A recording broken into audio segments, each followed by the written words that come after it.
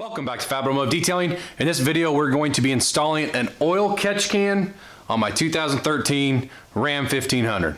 Let's do it.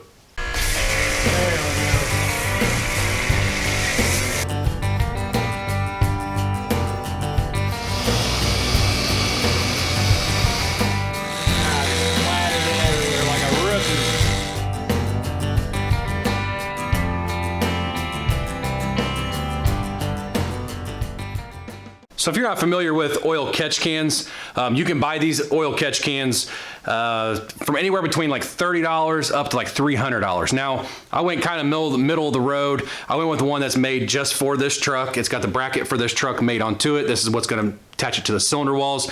It is made out of a billet aluminum. It's a really, really nice oil catch can, but you can get ones that are like $30 that I've seen people use that seem like they're pretty decent. And like I said, you can get up to like 300, or you can actually get higher than that. But this one right here for the Dodge Ram had really, really good reviews on Amazon. That's why I decided to go with this one. Now you may be asking, what's the oil catch can for? So the reason you want to install an oil catch can is because you don't want to get oil put back into the engine through the intake manifold. So you put an oil catch can in line with the PCV hose. Now the PCV is the positive crank ventilation hose. And what that is when you have all that pressure built up in the combustion chamber, what's called blow-by can get past the piston rings, get down into the crankcase. And then as it comes back up, it goes through the valve cover, and then it goes through to a PCV valve. And that is a pintle. It's constantly moving up and down. And sometimes on some engines, you can actually hear it tick, tick, tick, tick, tick, tick, and you can hear the PCV valve. It goes through the PCV valve into a hose, and then it gets put right back into the intake manifold. Now, when it goes back in the intake manifold, it's going to go on your intake valves. Now, on an engine like this, your port injection, your injector's actually spraying on the intake valve and it's cleaning it. But the reason I want to do it like on my truck is because if you've ever taken an intake manifold off a car and you pick it up and you start moving it and oil starts dumping out of it, and it happens on a lot of these late model vehicles, that is what I'm trying to stop. It's just more of a preventative thing. That's why this will not gain you horsepower or anything like that. This is just a preventative, trying to keep the engine cleaner. Now on a gas direct injection, that's when a oil catch can, in my opinion, is a necessity. It's something that you definitely need, because now you don't have port injection where your injectors are spraying directly on the intake valves. You actually have the injectors going straight into the combustion chamber and no fuel is getting sprayed on the valves. So what's going to happen is it's going to start carboning up and getting a bunch of gunk all over your valves, and your car can start running really crappy at that point if it builds up enough. So that's the whole purpose of it. So let me show you what comes in the box. Obviously, you get this right here.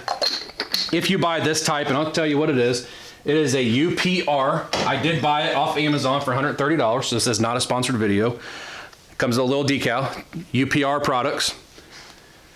And then you're gonna get two hoses. And one thing I liked about this kit is that it came with really nice Continental hoses. Didn't come with some generic clear hose like a lot of the other ones do. It's a very, very well-made hose.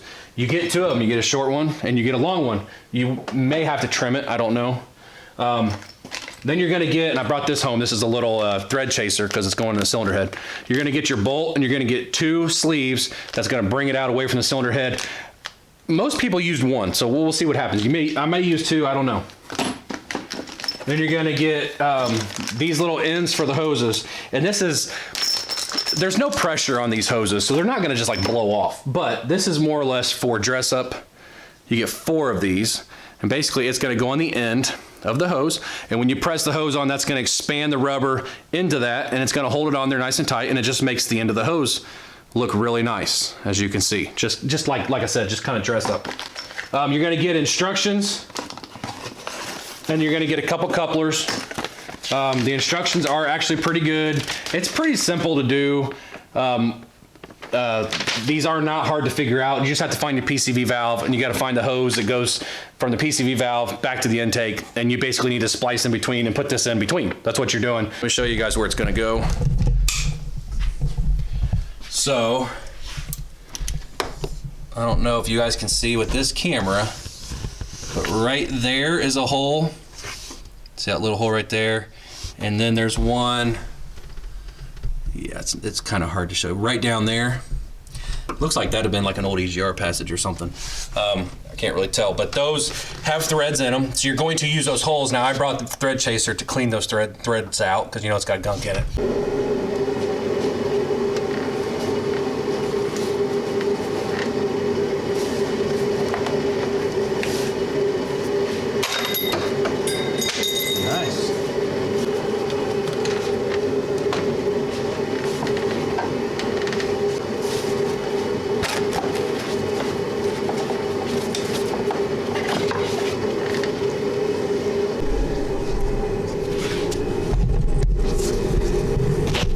See that oil? That's the tube I took it out of. That's oil.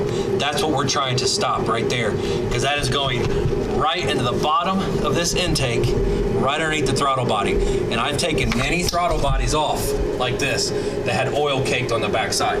So that's the whole purpose of this. This is not going to improve horsepower or anything like that. This is going to be more of a preventative maintenance type thing. So I'm going to use my thread chaser. This is a Matco Tools thread chaser that fits right on a normal socket. Show you guys what it looks like, maybe. There you go, thread chaser. And we're going to start it in by hand first. Just like that. And if I can run it all the way in by hand, I will. Right about there.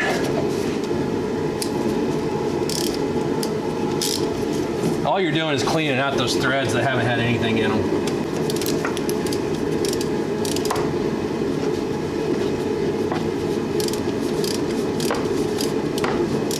But that's probably good enough. Okay, so I blew the hose out, or the hole out. I also ran the bolt in just far enough with a little bit of lubricant on it, and we are good to go.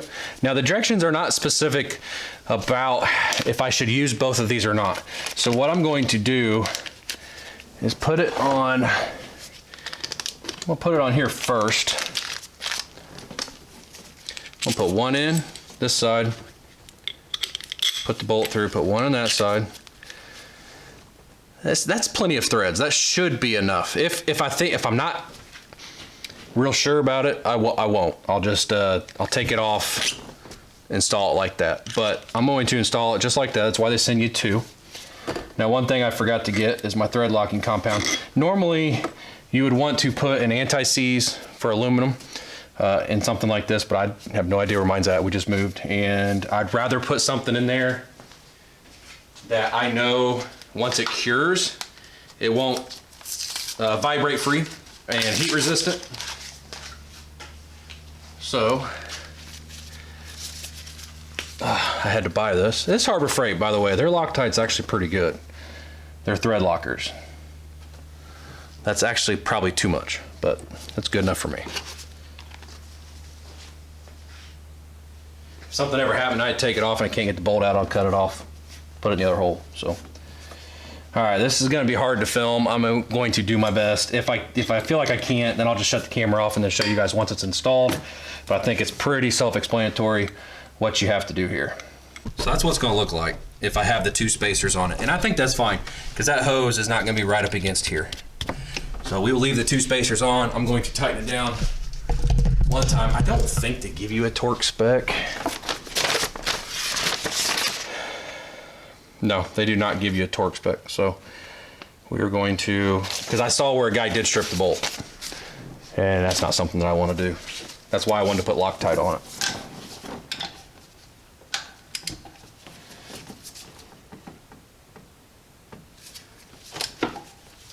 And I will come back. Okay, that's good. I'll come back and I'll check it just to make sure it doesn't seem like it's gonna, see, that feels like it's gonna move though. I don't think it's gonna go anywhere though. Okay, that's tight enough. Now what I'm gonna do, I'll spray a little bit of, just a little bit. Make it go in easy.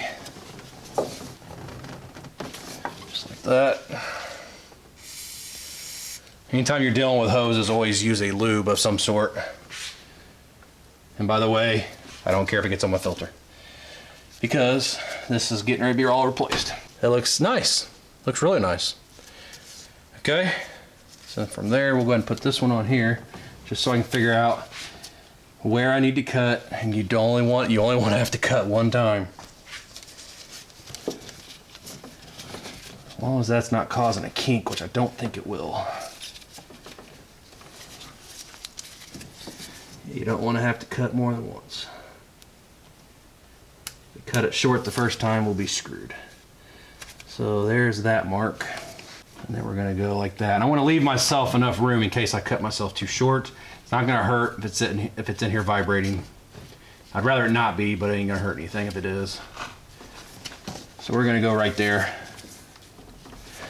If you guys can even, like I said, I may not even show you guys this. Okay, I'm gonna cut those.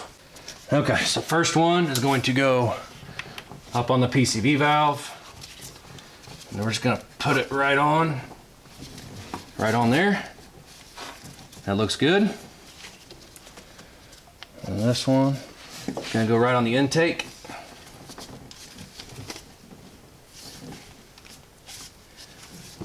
And just like it, that's it. So here's what it looks like when you're all done. See if I can give you a view from the side. I guess that's about the best view. These just look nice. There's no pressure on these hoses at all. You just have air going through here, so you don't have to worry about the hoses blowing off, putting clamps on or anything like that. This just looks better than just having a rubber hose stuck on here. And you know, you see the inner windings of the rubber hose kind of like this, you know, sticking off there. So it just looks really nice. Looks like a billet piece and matches really well. I got the writing up, just think it looks better. So at this point, I would install the engine cover and then go ahead and put the air intake tube back on. But since I'm putting the cold air intake on, I'm not going to do that for this video. So that's pretty much all there is to installing the oil catch can on the Ram 1500. This is 2013. The oil catch can's good from 09 to 17, if I remember correctly. Let me look at that really quick, just so I'm not telling you guys. 2011 and present for the oil catch can is what that's made for. It's really simple. It's something that you can do in about 20 minutes. The longest part for me was messing with the camera and trying to talk to you guys and trying to figure out if I could find a way to get you guys a good view. If I edit this video and you guys are watching it and you're seeing the ending and it was terrible camera work, I apologize. It's really hard to try to do something like that. When I do the cold air intake install, hopefully I can do better work as far as camera, because I can jack this up and show you guys the big cold air intake. That should be the next video, I hope, because I should be doing it tomorrow night. But the oil catch can, once again, very easy to install. Now, you do want to check it. Now, they say check it every day. I'm not gonna check it every day, but I'm gonna check it after 500 miles, and then I'll check it at 1,000, and I'm gonna see if I'm getting about the same amount every time. Most people say you wanna check about every 3,000 miles is when you wanna check it, or every oil change. Now, I don't go 3,000 miles because I use AMSOIL synthetic. I'll go longer than that. I only put about 4,000 or 5,000 miles a year anyways on the truck. So that's how long I'll go. But if I'm getting a whole bunch at 500 miles, then I know that I need to check it every 500 miles. And maybe I'll make a video showing you guys the first time that I check the oil catch cam. It does say in the directions, make sure you have a good grip on the oil catch can before you try to unscrew the bottom. Otherwise, it'll void your warranty. So apparently they know if you try to do it without holding on to it, it's gonna snap, and they probably know right where it snaps when it does it, so they'll know that you didn't hold on to it and avoid your warranty. Other than that, I'm really happy with the way it looks. I'm happy with how easy it was to install. It went right in exactly the way it was supposed to. Kind of don't like the tilting that I'm getting with it, even though the bolt's tight. I'm not going any tighter. I'm not stripping that aluminum head. That's the last thing you want to do, is strip the threads out of aluminum head. It just looks really good. It looks really nice, and hopefully it serves its purpose. That's the main thing, is that it serves its purpose. And that's about it, you guys. So I appreciate you guys stopping by and checking the video out. If you liked the video, give me a thumbs up. Hit that subscribe button while you're down there. Ring that bell so the next time I upload a video, you get notified, which will be the cold air intake. And we'll see you in the next video.